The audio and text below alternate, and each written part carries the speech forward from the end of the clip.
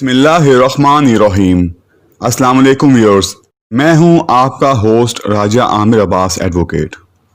आज की इस वीडियो में हमारा टॉपिक है कि क्या अगर लड़का बाहर हो और लड़की पाकिस्तान में मौजूद हो तो क्या इनका ऑनलाइन या फ़ोन पे निकाह किया जा सकता है, या फिर अगर लड़की बाहर हो और लड़का पाकिस्तान में मौजूद हो तो क्या इनका ऑनलाइन या टेलीफोन कॉल पर निकाह किया जा सकता है।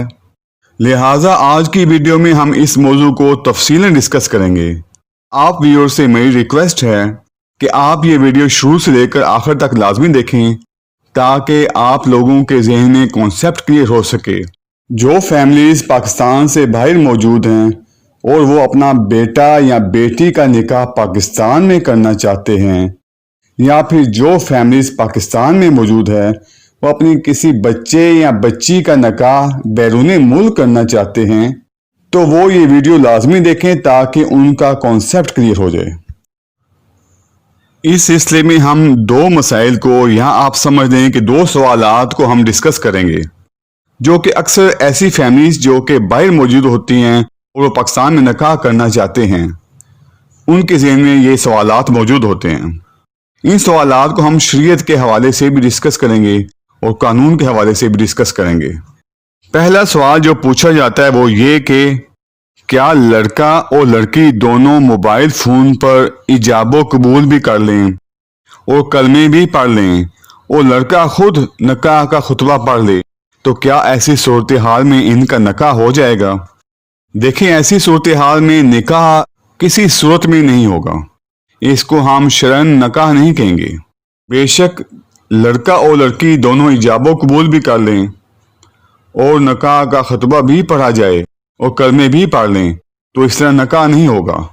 निकाह के लिए ये ज़रूरी लवाजमात नहीं हैं। निकाह के लिए शरन जो ज़रूरी लवाजमात हैं या जो ज़रूरी शराइत हैं जिनको पूरा करने पर ही निकाह होता है, वो ये कि गवाहान मौजूद हों और लड़का और लड़की इजाब व कबूल करें और ये सब कुछ एक ही मजलिस के अंदर हो। यानी कि ये नहीं कि लड़का एक जगह मौजूद है और लड़की किसी और जगह मौजूद है, तो ये एक मजलिस नहीं होगी।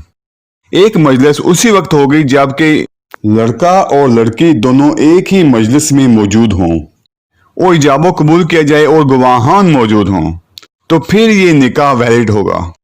यानी कि लड़का और लड़की दोनों का एक ही मजलिस में मौजूद होना निकाह के लिए ज़रूरी अंसर है।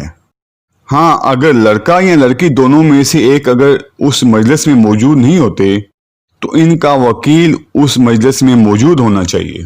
अब जो सवाल था कि लड़का और लड़की फ़ोन पे इजाब व कबूल कर लेते हैं तो क्या इस तरह निकाह हो जाएगा, तो इसका जवाब है कि इस तरह निकाह नहीं होगा क्योंकि ये एक ही मजलिस नहीं है। इसलिए निकाह किसी सूरत शरअन भी वैलिड नहीं होगा और कानूनन भी वैलिड नहीं होगा, क्योंकि ऐसी सूरत हाल में इन दोनों की मजलिस अलग अलग है। फ़ोन करने वाला कहीं और मौजूद है और फ़ोन सुनने वाला कहीं और मौजूद है और ये दोनों इजाब व कबूल कर रहे हैं। उसकी अपनी मजलिस है, इसकी अपनी मजलिस है, तो ये एक ही मजलिस शुमार नहीं होगी। अब दूसरा सवाल जो लोगों के ज़हन में होता है कि लड़का किसी और मुल्क में मौजूद है और लड़की पाकिस्तान में मौजूद है, या लड़की किसी और मुल्क में मौजूद है और लड़का पाकिस्तान में मौजूद है, और हम एक वीडियो कॉल कर लें जिसमें वो एक दूसरे को देख भी सकते हैं और मजलिस भी देख सकती है और उस दौरान इजाब व कबूल किया जाए और गवाहान भी मौजूद हों, तो क्या ऐसी सूरत में निकाह हो जाएगा। तो व्यूअर्स, ऐसी सूरत में भी शरअन निकाह नहीं होगा क्योंकि ये एक ही मजलिस नहीं बनती। अभी तक की इस वीडियो में आपके ज़हन में एक पॉइंट तो क्लियर हो गया होगा कि इजाब व कबूल के लिए एक मजलिस का होना इंतहाई ज़रूरी है।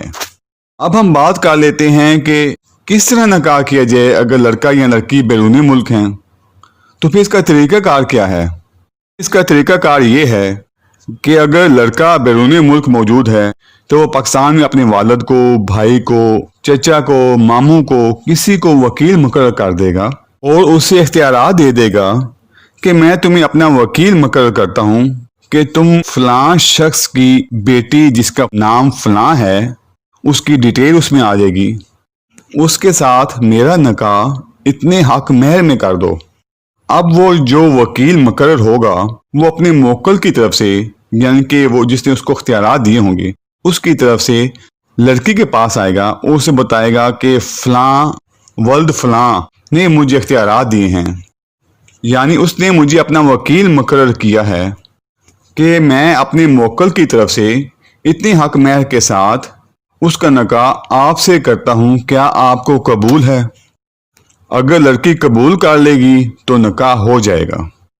یعنی کہ آپ اگر بیرون ملک ہیں تو آپ کسی کو پاکستان میں اپنا وکیل مقرر کر دیں اور اس کو اختیارات دے دیں کہ تم فلاں بنت فلاں کے ساتھ میرا نکاح کر دو اتنے حق مہر کے ساتھ، اور وہ اس لڑکی کے پاس جائے گا، اسے بتائے گا کہ فلاں شخص نے مجھے یہ اختیارات دیے ہیں کہ میں اس کا اتنے حق مہر میں تمہارے ساتھ نکاح کروں۔ اس طریقے سے اگر وکیل مقرر کیا جائے تو پھر نکاح ہو جائے گا۔ اسی طرح اگر لڑکا پاکستان میں موجود ہے اور لڑکی بیرون ملک موجود ہے تو لڑکی وہاں سے اپنا کوئی وکیل مقرر کرے گی اور اس کا طریقہ کار بھی یہی ہوگا۔ یعنی اگر لڑکی بیرون ملک ہے اور لڑکا پاکستان میں ہے تو وہ کسی اپنے بھائی کو، اپنے والد کو، اپنے ماموں کو یا کسی قریبی رشتہ دار کو اپنا وکیل مقرر کرے گی۔ وہ وکیل لڑکے سے ایجاب و قبول کرے گا تو تب بھی نکاح ہو جائے گا۔ یعنی کہ یہ جو دو صورتیں میں نے آپ کو بتائی ہیں، ایک ہی مجلس میں بذریعہ وکیل نکاح کرنا، یہی اس کا ویلڈ طریقہ کار ہے۔